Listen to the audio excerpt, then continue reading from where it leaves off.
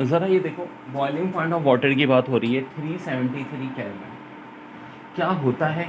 जी हाँ, केल्विन में, और सेंटीग्रेड में 100, फ़ारेनहाइट में 212। फ्रीजिंग पॉइंट ऑफ वाटर की बात करें, केल्विन में 273, सेंटीग्रेड में 0, फ़ारेनहाइट में 32। नॉर्मल बॉडी टेम्परेचर केल्विन में 310, सेंटीग्रेड में 37, फ़ारेनहाइट में 92.6। और एब्सोल्यूट ज़ीरो केल्विन में 0, सेंटीग्रेड में -273, फ़ारेनहाइट में -46। लेकिन cube of side A is heated through 1 degree centigrade if alpha is linear expansivity of the material of the cube, it's increase in area is. तो मेरे बच्चों, बहुत प्यारे बच्चों, सिंपल सी बात है कि एक साइड क्यूब की ए है, हीटेड हो रही है 1 डिग्री सेंटीग्रेड। अब अल्फ़ा क्या है? लीनियर एक्सपेंसिविटी है मटेरियल का ऑफ द क्यूब, तो इंक्रीज़ इन एरिया किसके इक्वल होगा? तो देखो ये फार्मूला होता है del A equal to A B del T. अब एरिया क्यूब में कितनी साइड होती है? 6। तो रखो हमेशा क्यूब का एरिया हो जाता है 6a²। अब ये सवाल इन्होंने कैम्ब्रिज के बुक से उठाया। कैम्ब्रिज की बुक में थोड़े सिंपल अलग होता है। वहाँ जो वॉल्यूम एक्सपेंशन होता है या क्यूबिकल एक्सपेंशन, उसको गैमा से जाहिर करते हैं, वो 3α के बराबर होता है। और उनके फार्मूलों में बीटा एरिया को कहते हैं, एरिया का एक्सपेंशन, क्योंकि 2α के बराबर होता है। तो ऑब्वियस सी बात है बीटा बराबर हो जाएगा 2α के डेल T1, क्योंकि देखो कितने डिग्री सेंटीग्रेड की बात हो रही है? 1 डिग्री सेंटीग्रेड की। सबको मल्टीप्लाई कर दो, final answer 12a²। 1 mole of monoatomic gas is heated from 0 to 100 degree centigrade at constant pressure, change in its internal energy is. ये होगा 3/2 RT।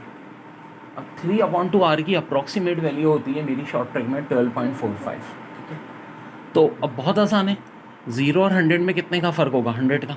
12.45 को अगर 100 से मल्टीप्लाई करें 1245। अब देखो अव्वल तो 1245 जूल्स का ऑप्शन दिया हुआ होगा, ना दिया हो तो ऑफकोर्स हम देख लेंगे इसमें से क्लोजेस्ट वैल्यू 1245 के कौन सी है। तो ऑफकोर्स 1250 जूल्स है ये यहाँ। देखिए, sphere cube and a thin circular plate all made of same material and having the same mass are initially heated to a temperature of 80 degrees centigrade. Which of them cools fastest when left in air at room temperature? Sphere, cube, circular plate, all at the same rate. तो देखो इसका answer होगा rate of loss of heat is proportional to the area of the surface if other factor affecting radiation like mass, temperature, different remain the same. Since all having same mass, same density, they have same volume.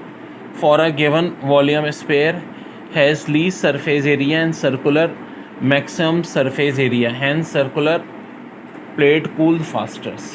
So this is the reason. यानी देखो circular plate क्या होगी? Cool faster. दोबारा देख लो, rate of loss of heat is proportional to the area of the surface. If other factor affecting radiation like mass, temperature, different remain the same.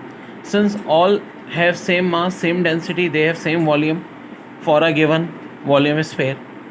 तो अब क्या होगा कि given volume sphere has least surface area and circular plate maximum surface area. इसमें circular plate का surface area क्या होता है? सबसे ज़्यादा होता है, और स्फीयर का सबसे कम होता है। तो सर्कुलर प्लेट क्या होगी? Cool faster. यानी जिसका क्या पता चला हमें कि सरफेस एरिया क्या होगा? ज़्यादा होगा, वो फास्टेस्ट होगा। ठीक है, an air condition absorb heat from its cooling coil at 10 degree centigrade and expel heat to the outside at 40 degree centigrade. Calculate the maximum coefficient of performance of the air condition.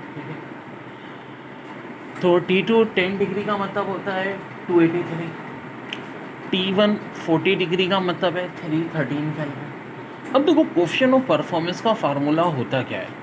होता है Q2/W, यानी Q2/Q1 minus Q2। Q1 और Q2 का फ़र्क कितना?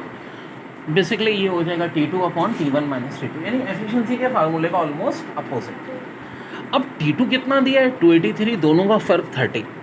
अब divide करना है। कुछ बच्चे बोलते हैं सर एक्यूरेट कहाँ से करें? अल्लाह के बंदो, करने की ज़रूरत क्या है? देखो ऑप्शन इस तरह दिए हैं, एक तो 6, 7, 8, 10 दिया और एक 9.43 दिया है। देखो बड़ी आसानी की बात है, 3 10 30 होता है क्या नहीं? तो 30 10 कितना होता है? 300, 30 9 270, भाई 3 9 27 होता है, इतना तो आना चाहिए। तो ये बिटवीन 9 और 10 आंसर होना चाहिए, 9 पॉइंट समथिंग। ठीक है, अगर 270 होता तो 9 होता, ऊपर 300 होता तो 10 होता, तो 9 पॉइंट समथिंग। 9 पॉइंट समथिंग का ऑप्शन यहाँ तो है ही नहीं, यही है 9.43 जी। Vessel with open mouth contains air at 60 degree centigrade When the whistle is heated up to a temperature T, 1/4 of the air goes out, the value of T is. अब देखो बड़ा अच्छा सवाल है, कह रहे हैं कि whistle with open mouth contain air at 60 degree centigrade. When the vessel is heated up to a temperature T, 1/4 of air gas goes out, value of T is.